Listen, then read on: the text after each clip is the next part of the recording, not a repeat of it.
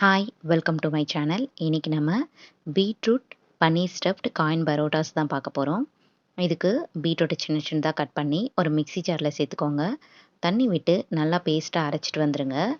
அரைச்ச பேஸ்ட்டை ஒரு ஃபில்டர் வச்சு ஜூஸை மட்டும் வடிகட்டி எடுத்துக்கோங்க.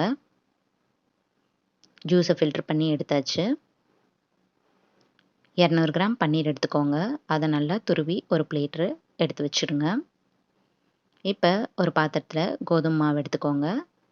உப்பை ஆட் பண்ணி நல்லா கலந்து விட்டுட்டு நம்ம எடுத்து வச்சுருந்த பீட்ரூட் ஜூஸ் ஆட் பண்ணி சப்பாத்தி மாவு மாதிரி நல்லா பிசைஞ்சு வச்சுக்கோங்க. இப்போ சப்பாத்தி மாவு ரெடி ஆயிடுச்சு. அதை சின்ன சின்ன உருண்டைங்களாக எடுத்து சப்பாத்தி மாதிரி திரட்டிக்கோங்க. நம்ம எப்பயும் போல் சப்பாத்தி திரட்டிட்டு அது மேலே துருவி வச்ச பன்னீரை ஆட் பண்ணிக்கலாம். வீடியோவில் காட்டுற மாதிரி நல்லா ஆட் பண்ணிவிட்டு ரோல் பண்ணிக்கோங்க.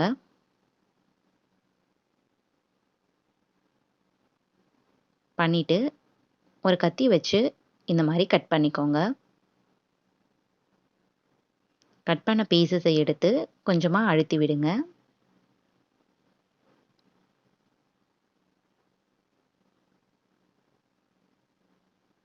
இந்த மாதிரி எல்லாத்தையும் செஞ்சு ஒரு தட்டில் எடுத்து வச்சுக்கோங்க. இப்போ ஸ்டவ் பற்ற வச்சு தோசைக்கல் வச்சுட்டு நம்ம செஞ்சு வச்சுருந்த அந்த பீட்ரூட் காயின்ஸ் எல்லாத்தையும் இதில் தோசைக்கல்லில் சேர்த்துக்கோங்க.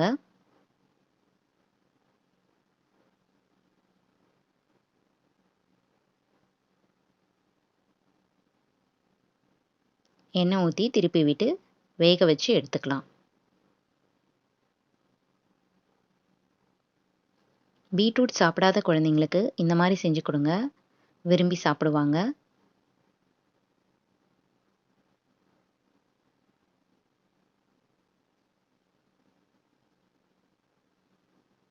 அவ்வளோதான், நம்ம காயின் பரோட்டாஸ் எல்லாமே ரெடி ஆயிடுச்சு.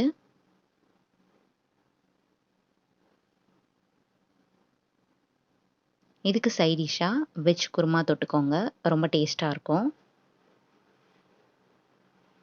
இது போன்ற வீடியோஸ்க்கு நம்ம சேனல் சப்ஸ்கிரைப் பண்ணிக்கோங்க. தேங்க்ஸ் ஃபார் வாட்சிங்.